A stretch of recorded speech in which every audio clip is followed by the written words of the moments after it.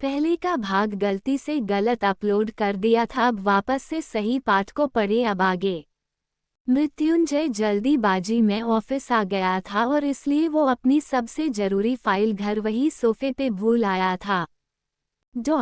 वो गुस्से में खुद से बोला, मैं वो फाइल कैसे भूल आया, अभी आधा घंटे में मुझे टेंडर भरना है और मीटिंग भी है, सभी बोर्ड मेंबर आने वाले होंगे और मैंने वो टेंडर आज नहीं भरा तो कल का प्रोजेक्ट जो अब तक का हमारी कंपनी का सबसे बड़ा प्रोजेक्ट हमारे हाथ से छूट जाएगा। खुद से बात कर रहा था, इतने में उसके पास रोहित आया जो उसका बिजनेस पार्टनर भी था और उसका मैनेजर भी। रोहित के आते ही मृत्युंजय बोला, यार रोहित, मीटिंग शुरू होने में आधा घंटा बचा है और मैं फाइल ही भूल आया घर, जिसमें मैंने सारे पेपर और ब्लूप्रिंट रखे हुए हैं, साथ में उसमें टेंडर का अमाउंट कितना भरना है वो भी उसकी। मैं तो क्या करूँ, घर गया तो लौटने में लेट हो जाऊंगा। और नहीं गया तो टेंडर हाथ से गया, आज उसकी लास्ट सबमिशन डेट है।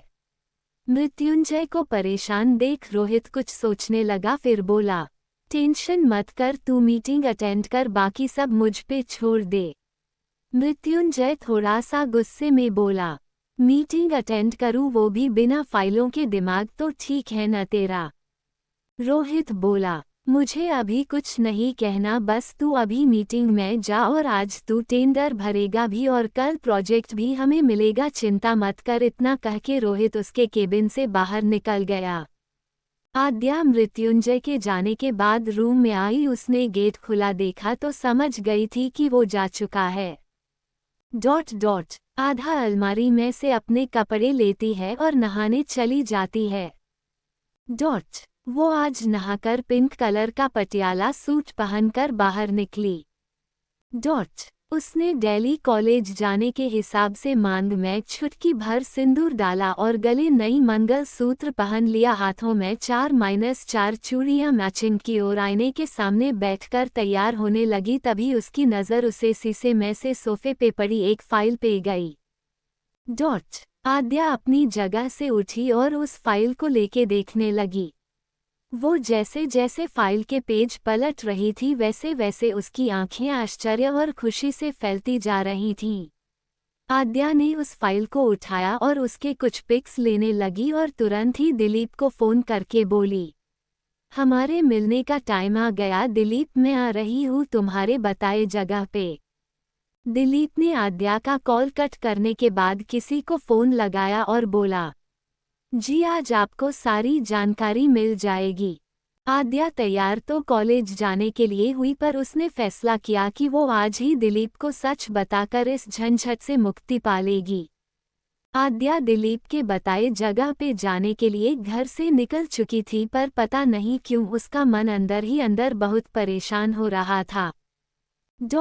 उसे कभी लगता कि वो ठीक कर रही है, कभी लगता कि गलत कर रही है। आज उसे खुद के ऊपर ही शक हो रहा था कि कहीं ये मृत्युंजय के साथ गलत तो नहीं है।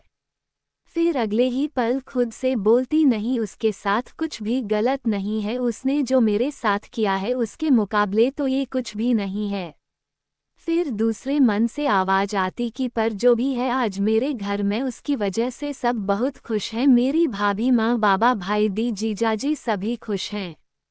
दूसरा मन कहता, ये भी तो उसकी चाल थी ताकि मैं झुक सकूं। ऐसे ही 1000 सवाल आधा के मन में चल रहे थे। वो अपने ही फैसले से परेशान थी। दूसरी ओर दिलीप ने सारा इंतजाम कर लिया था आद्या को फंसाने का। वो अपने दोस्तों को बोला, सब रेडी है न, आज उस आद्या से डबल फायदा होगा, एक तो मुझे करोड़ों रुपए मिलेंगे, दूसरे आज उसके साथ मैं अपनी बिना शादी की सुहाग रात मनाऊंगा और उसका लाइव वीडियो रिकॉर्ड भी करूंगा, ताकि बाद में उसके पति को दिखाने के डर से उससे और भी पैसे मांग सकूं। ये आद्या तो मेरे लिए तिजोरी की चाबी है। बेवकूफ़ लड़की जल्दी ही मेरी बातों में आ गई और अपने पति के खिलाफ जाकर मेरी हेल्प कर रही है और उसको लगता है कि मैं ऐसा करके उसकी मदद कर रहा हूँ। बेवकूफ़ है एक नंबर की, जो उम्मीद लगाकर बैठी है कि मुझसे शादी करेगी। और इतना कह के दिलीप शैतानी हंसी हंसने लगा। दिलीप का एक दोस्त बोला, भाई एक बात बता, तू आद्या के साथ पहले शादी करने वाला था तो तब क्यों नहीं शादी से पहले सुहागरात मनाई जो आज लाइव सुहागरात मनाओगे। और इतना कह के उसका दोस्त भी शैतानी हंसी हंसने लगा। बस एक बार वो डिटेल मुझे दे दे, उसके बाद आद्या के होठों का स्वाद भी तो लेना है। साली ने बहुत तरसाया है, दिलीप बहसी हंसी के साथ बोला। आधा के इंतजार में बैठे दिलीप और उसके दोस्त बस आधा का इंतजार कर रहे थे। दूसरी ओर रोहित घर आकर वो फाइल लेकर वापस ऑफिस पहुंच गया और मीटिंग खत्म होने से पहले ही वो फाइल वो मृत्युंजय के हाथों में दे चुका था। मृत्युंजय ने अपनी मीटिंग पूरी की और अपने ब्लूप्रिंट सभी को दिखाकर बाद में अपने टेंडर की रकम भी भर दी थी। मीटिंग के बाद रोहित बोला, जय तूने फाइल गौर से देखी, मुझे कुछ गड़बड़ लगी। मृत्युंजय नजरों से दूर देखते हुए बोला, सब देखा और सब जान भी लिया। फिर खुश होकर बोला, रोहित कल रात एक ग्रैंड पार्टी का इंतजाम करो, कल हमको बहुत बड़ा प्रोजेक्ट मिलने की खुशी में हम सभी को पार्टी देंगे। उस पार्टी में बड़े बड़े लोगों को बुलाओ, कल बहुत बड़ा दिन होगा हमारे लिए। रोहित निचले होंठ को दबा कर बोला, यार एक बार टेंडर खुल जाता और प्रोजेक्ट मिल जाता। उसके बाद रोहित इतना ही बोल पाया कि मृत्युंजय बीच में ही बोला, कल की पार्टी की तैयारी करो और जाके काम पे लग जाओ। और इतना कह के बिना रोहित को देखे अपनी केबिन से निकल गया। तारानकन तारानकन तारानकन तारानकन तारानकन तारानकन तारानकन तारानकन तारानकन तारानकन तारानकन तारानकन तारानकन तारानकन तारानकन तारानकन तारानकन। आधा दिलीप के बताए घर के बाहर गाड़ी में से उतरी और गई खोलकर घर के अंदर जाने वाले गेट के पास जाकर डोरबेल बजाए। दिलीप ने एक ही बार में गेट खोल दिया और मुस्कुराते हुए आद्या के गले लगकर बोला, ओ आद्या मुझे तुम्हारा ही इंतजार था, आओ एंडा आओ। वो आधा को एक कमरे के अंदर ले आया और बेड पे बैठने को बोला। आद्या थोड़ा घबरा रही थी पर अपने मन को काबू में करके बोली, अब जल्दी से तुम ये फोटो और ये टेंडर की रकम की फीस राशि अपने आदमियों को भेज दो ताकि मैं जल्दी से फ्री हो सकूं।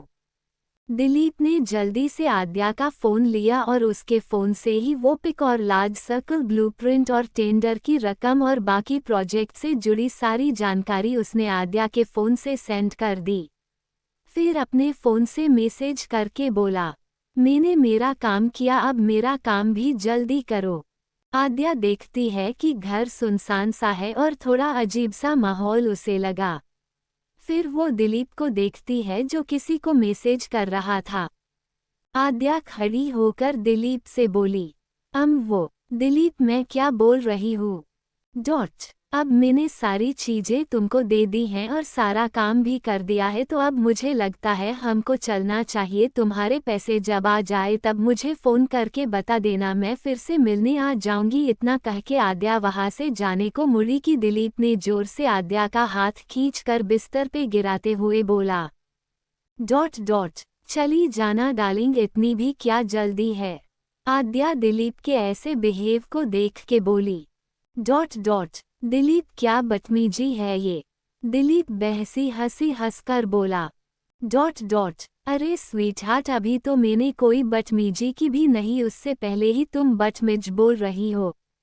चलो थोड़ा तुमको दिखाया जाए कुछ। और ऐसा कह के वो आधा के ऊपर झुका और एक झटके में आद्या के दुपट्टे को उसके गले से हटाते हुए बोला, आद्या शादी नहीं हुई तो क्या हुआ, सुहागरात तो मनाऊंगा ना तुम्हारे साथ, और मेरा वादा है तुमको बहुत मजा आएगा मेरे साथ। आद्या दिलीप की ऐसी बातें सुनकर घबरा गई और बिस्तर से उठने की कोशिश की, लेकिन दिलीप ने आद्या के दोनों हाथ पकड़कर उसको बिस्तर के विपरीत दिशा में दबा दिए थे। आद्या समझ चुकी थी अब कि वो दिलीप के जाल में फंस चुकी है। फिर भी वो उठने की कोशिश करती है लेकिन फिर भी कुछ नहीं कर पाती।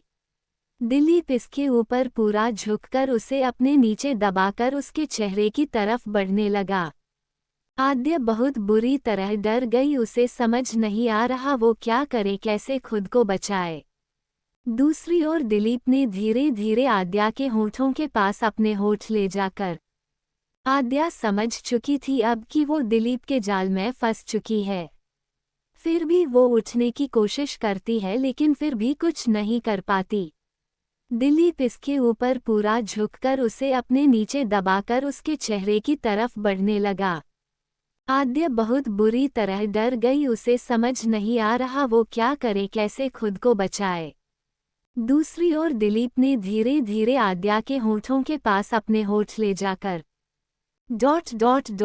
रखने ही वाला था कि तभी उस रूम का गेट एक धमाके के साथ खुला, जिससे दिलीप तुरंत पलटकर पीछे देखता है और अभी वो किसी को देख पाता उससे पहले ही उसके चेहरे पे किसी ने जोर का पंच मारा। दिलीप उस पंच के प्रहार को सहन न कर सका और वो मुंह के बल जमीन में गिर गया। उसको वापस से उठने का मौका भी नहीं मिला कि उसकी गर्दन पकड़कर वापस से उसके पेट पे और मुंह पे जोरदार प्रहार किया, और इस बार वो गिरने से पहले ही खुद पे वार करने वाले आदमी का चेहरा देख लेता है, जिससे देख उसकी आंखें आश्चर्य से फैल गईं। आद्या भी अब तक बिस्तर से उठकर एक कोने में जाकर चुपचाप खड़ी हो गई थी। उसने अभी अपनी नजरें नीचे की हुई थी, वो अभी भी बहुत डर रही थी। उसने देखा कोई दिलीप को मार रहा है, पर कौन, ये उसकी देखने की हिम्मत न हुई। वो वही खड़ी खड़ी अभी जो हुआ उसके डर और आगे जो हो सकता था उसकी वजह से वो बहुत घबरा रही थी। दिलीप खुद पे प्रहार से बचते हुए जोर से बोला, मृत्युंजय राठौर तुम। दिलीप के मृत्युंजय का नाम लेते ही आधा ने नजरें उठाकर देखा तो सामने मृत्युंजय था। उसने अभी दिलीप की गर्दन अपने हाथ से पकड़ी हुई थी और उसकी आंखें गुस्से से दहक रही थीं। मृत्युंजय की आंखों में इस टाइम अंगारे निकल रहे थे। उसने अपने दांत भींचकर एक जोर का पंच फिर से दिलीप के मुंह पे मरते हुए बोला, कामिने तेरी हिम्मत कैसे हुई मेरी बीबी को हाथ लगाने की, तूने सोच भी कैसे लिया कि तू मृत्युंजय राठौर की बीबी को टच करेगा? बोल हरमजादे। मृत्युंजय ने गुस्से में बोला, लेकिन दिलीप कुछ भी बोल नहीं पा रहा था। तभी वापस से मृत्युंजय ने उसके बालों से पकड़ के आद्या के पैरों में पटकते हुए बोला, बता सच, क्यों तूने आद्या को यहाँ बुलाया और क्या तेरा प्लान था? दिलीप ने गिरते पड़ते आद्या को बताया कि मेरा मकसद तुम्हारे जरिए पैसा कमाना था और तुम्हारे साथ हम बिस्तर होना, और उसके बाद तुमको ब्लैकमेल करके और पैसा कमाना ही मेरा मकसद था। और जो ये पिक्स आद्या को लाने को कहा, वो सभी पिक्स के पैसे भी वो आद्या को नहीं देता, वो बस आधा को मोहरा बना रहा था। सारा सच जानने के बाद आद्या वही जमीन पे धम्म से गिर गई थी, उसकी तो हिम्मत ही टूट गई थी। दूसरी तरफ रोहित पुलिस को लेके आ गया था और पुलिस ने दिलीप और उसके साथियों को गिरफ्तार कर लिया था। पुलिस वहां से सारे सबूत लेने के बाद सबको अपने साथ ले गई और मृत्युंजय ने रोहित को भी पुलिस के साथ भेज दिया पुलिस स्टेशन में जरूरी फॉर्मेलिटी पूरी करने के लिए। सभी लोग जा चुके थे, बस आधा और मृत्युंजय ही वहां थे। आद्या वही कोने में घुटनों के बल बैठकर रो रही थी, उसके हाथ उसके पैरों के पास थे। आधा की आंखों से लगातार आंसू बह रहे थे, वो कुछ भी बोल पाने की हालत में नहीं थी। आज उसके साथ दो बड़ी चीज हुई। एक तो उसकी इज्जत बच गई, अगर मृत्युंजय सही टाइम पे नहीं आता तो आज वो कहीं की नहीं रहती, और अगर दिलीप अपने मंसूबों में कामयाब हो जाता तो वो हमेशा के लिए मृत्युंजय की दोषी बन जाती, वो सही होते हुए भी गलत बन जाती। दूसरा, दिलीप का असली चेहरा और उसका असली मकसद उसके सामने आया। दोनों ही चीजों से आधा टूट गई थी। वो बिलख कर वही रोने लगी। उसकी रुलाई छोटे बच्चे की तरह फूट पड़ी थी।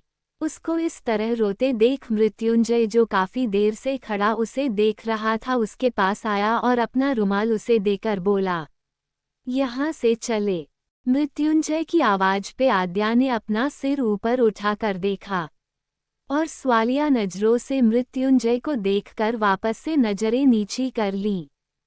आज आधा को सच में खुद पे शर्म आ रही थी। आज उसे मृत्युंजय की कही हर बात सही लग रही थी। मृत्युंजय आद्या के उठने का इंतजार करने लगा। जब वो नहीं उठी तो मृत्युंजय ने आधा को अपने ब्लेजर से कवर किया और बहुत ही प्यार से आधा को अपनी बाहों में उठाया और उसे लेकर कमरे से बाहर आकर उस घर के मेन गेट से होते हुए आद्या को लेकर गाड़ी के पास आ गया। उसने आराम से आद्या को गाड़ी में बिठाया और दूसरी तरफ का गेट खोलकर खुद भी गाड़ी के अंदर आ गया था। आधा की आंखों से अभी भी आंसू बह रहे थे। मृत्युंजय ने एक नज़र उसे देखा, फिर सामने देखकर बोला, आधा ही सच जाना है आद्या, तुमने उसका पूरा सच तो जान लो। और जो हुआ उसके लिए आंसू कितने बहाने हैं कितने नहीं ये तुम बाद में फैसला कर लेना। दिल्ली ने जिसको पैसे लेकर वो ब्लूप्रिंट और टेंडर के पिक भेजे वो मेरा ही आदमी थे और मेरे ही कहने पे दिलीप को मेरे आदमी ने ऑफर किया जिसे उसने जल्दी ही एक्सेप्ट कर लिया और तुमको भी अपने प्लान में राजी कर लिया। और तुम उसकी प्रेम पुजारन बनकर मुझसे मुक्ति पाने के कारण उसके प्रपोजल को एक्सेप्ट करके उसकी चाल का हिस्सा बन गई। मेरी नज़र हमेशा तुम्हारे ऊपर और दिलीप के ऊपर थी। मुझे पता था कि तुम क्या कर रही हो और क्यों। मृत्युंजय के मुंह से सच सुनकर आद्या और भी ज्यादा दुखी और आश्चर्य से मृत्युंजय को देखने लगी। उसकी आंखें लगातार बरस रही थीं। मृत्युंजय फिर से बोला, मुझे पता तो था कि ये दिलीप कामिना है, पर इतना कामिना है ये नहीं पता था। और फिर उसका असली चेहरा भी तो तुमको दिखाना था, इसलिए ये गेम खेला मैंने उस दिलीप के साथ। तुमको बहुत भरोसा था न उस पर, तो बस वही चीज़ और दिखानी थी। और आज तुम्हारे दिमाग की दाग देनी पड़ेगी उस पर। इतना भरोसा करके अकेली यहाँ आ गई। आज सही टाइम पर नहीं पहुँचता तो शायद आंसू बहाने लायक भी न बचती। मृत्युंजय गुस्से में इतना बोलकर चुप हो गया। मृत्युंजय के मुंह से सच सुनकर आद्या टुकड़ों में बिखरते शब्दों के साथ लड़खड़ाते होठों को खोलते हुए बोली, तू कैसे जानते थे कि मैं इस टाइम। वो इतना ही बोली कि मृत्युंजय बीच में ही उसका फोन दिखाकर बोला, तुम्हारे फोन और तुम्हारे मंगलसूत्र में जीपीएस सेट किया था मैंने, उसी की हेल्प से मुझे सारा सच पता था। बिना कुछ आगे बोले उसने गाड़ी स्टार्ट कर दी थी। हल्का अंधेरा हो चुका था। मृत्युंजय बिना किसी आवाज के चुपचाप गाड़ी चलाए जा रहा था और आधा वो तो बेआवाज़ अंदर ही अंदर टूट रही थी। दिलीप के सच ने और उसकी खुद की गलती ने आज उसे खुद की नज़रों में गिरा दिया था। वो ऐसा महसूस कर रही थी जैसे उसके अंदर सब टूट चुका हो, उसके सीने से किसी ने उसका दिल निकलकर उसके प्राण ही ले लिए ही। आज उसको खुद पे शर्म आ रही थी कि क्यों वो दिलीप के मंसूबे नहीं समझ पाई, क्यों उसने दिलीप की बातों में आकर मृत्युंजय को धोखा दिया। आज उसका ज़मीर उसे धिक्कार रहा था। कहा तो वो मृत्युंजय से अपनी सच्चाई के लिए लड़ जाती थी और कहा आज वो खुद की ही नज़रों में गिर गई थी। आद्या खुद के ही ख्यालों में इस कदर खो गई थी कि उसे पता ही नहीं चला कि मृत्युंजय कितनी देर से गाड़ी सड़क किनारे रोके खड़ा था और लगातार उसी को देखे जा रहा है। आद्या को जैसे ही आवाज़ हुआ उसने चारों ओर देखा। गाड़ी के चारों ओर अंधेरा ही अंधेरा था। आधा ने मृत्युंजय को देखा और उसकी आंखों में देखकर बोली, सॉरी मृत्युंजय, तुम सही थे, मैं गलत। और इतना कहते ही एक आंसू की बूंद उसके आंखों के कोरों से बह निकली। आधा ने अपनी बात आगे रखते हुए कहा, तुम सही ही मृत्युंजय, मैं ही गलत हूँ और आज मैं तुम्हारे लगाए हर इल्जाम को मानती हूँ। ये सच है मृत्युंजय, तुमने मेरे बारे में जो भी कहा सब सच है। तुम जैसे मुझे बताए हो मैं वैसे ही हूँ। और इतना कह के आद्या बिना मृत्युंजय की ओर देखे फुर्ती से गाड़ी का गेट खोलकर गाड़ी से बाहर निकलकर सड़क के आ गई थी और बिना पीछे मुड़े आगे आगे जाने लगी। आद्या गाड़ी से बाहर आ गई थी। वो बिना रुके आगे बढ़ी चली जा रही थी। वो पीछे नहीं देख रही थी। उसको बस आज जो हुआ वो सब याद आ रहा था और अंदर ही अंदर अपने किए पे गिल्ट फील हो रहा था और इसी गिल्ट के चलते आज उसने खुद को तोड़कर वो सभी इल्जाम एक्सेप्ट कर लिए थे जो मृत्युंजय ने उस पे लगाए थे पहली ही रात को। आद्या को ऐसा लग रहा था जैसे वो जमीन में गाड़ दी जाए। उसकी गलती के लिए उसने दिलीप के भरोसा किया, यही चीज उसे अंदर ही अंदर खाए जा रही थी। आद्या चलते चलते एक खाई के पास आ गई थी। वो अभी खुद के ख्यालों बस आगे बढ़ी ही जा रही थी। वो आगे बढ़ती जा रही थी, उसे आगे दिख नहीं रहा था कि वो किधर जा रही है। वो अभी चलते चलते एक पहाड़ी के छोर पर आ गई थी। वो अभी अपना पैर आगे बढ़ाने वाली ही थी कि मृत्युंजय ने आगे आकर उसका हाथ पकड़कर पीछे खींच लिया और जोर से चिल्ला कर बोला, होश में आओ आद्या। मृत्युंजय के चिल्लाने से आद्या ने अपनी सुध ली तो देखा वो एक खाई के बिल्कुल समीप खड़ी है। वो एक भी कदम आगे बढ़ाती है तो सीधा खाई में गिरेगी। मृत्युंजय गुस्से में उसका हाथ पकड़कर गाड़ी के पास खींच कर लाया और आद्या के हाथ को गुस्से से फेंकते हुए बोला, जिस पर भरोसा था उससे पहले ही ऊपर जाने का इरादा है क्या? जब ये सब करने से पहले नहीं सोचा तो अब सोच सोच कर क्यों दुखी हो रही हो? उसे तो तुम अपना सब कुछ मानती थी न, और उसी के दम पर तुम मुझसे दूर होने का सोच रही थी। आद्या मृत्युंजय की बात सुनकर फिर से रोते हुए बोली, मृत्युंजय मैं ऐसा करना। वो इतना ही बोल पाई कि मृत्युंजय ने हाथ आगे करके उसे चुप रहने को कहा और गाड़ी में बैठा दिया और खुद भी दूसरी तरफ से गाड़ी में बैठकर गाड़ी स्टार्ट कर दी और आगे बढ़ गया। आद्या ने गाड़ी में कई बार बोलने की कोशिश की किंतु मृत्युंजय ने उसे चुप रहने को कहा। आद्या बेमन से चुप बैठी थी कि मृत्युंजय ने गाड़ी एक जगह आकर रोक दी थी। आद्या ने आसपास देखा, फिर अचानक से आंखें छोटी करके बोली, मृत्युंजय हम यहाँ क्यों आए हैं? मेरा मतलब तुमने मेरे घर के आगे आकर गाड़ी क्यों खड़ी कर दी है? हम तो घर जा रहे थे न, फिर तुम यहाँ बाबा के घर क्यों ले आए? आद्या का सवाल सुने बिना जय बोला, अभी तुम घर जाने की हालत में नहीं हो दादी, या कोई और देख लेगा। इस हाल में तो 1000 सवाल करेंगे, इसलिए आज रात तुम अपने बाबा के घर जाओ। मैं भी अपने कल के प्रोजेक्ट पे रोहित के साथ कुछ बातें करना चाहता हूँ, तो आज रात तुम अपने घर जाओ। हम कल सारी बात करेंगे। अब तुम अपने घर जाओ। आद्या मृत्युंजय की बात सुनकर भरे गले से बोली, जय प्लीज ऐसा मत करो, मैं तुमको बताना चाहती हूँ, प्लीज मेरी बात सुन लो। उसने हद मासूमियत से बिलखते हुए कहा। मृत्युंजय ने उसकी बरसती आंखों को एक बार देखा, फिर उससे नजरें फेर कर बोला, जाओ अभी कल शांति से बात करेंगे। ऐसा कह के मृत्युंजय ने गाड़ी का गेट खोल दिया और आद्या जाने का इशारा किया। आद्या बेमन से गाड़ी से उतरकर बाहर आ गई। मृत्युंजय उसके उतरते ही बिना कुछ कहे गाड़ी को घुमाकर वापस चला गया।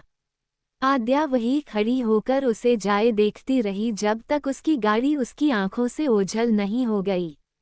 आद्या मृत्युंजय के जाते ही अपने घर की ओर देखने लगी।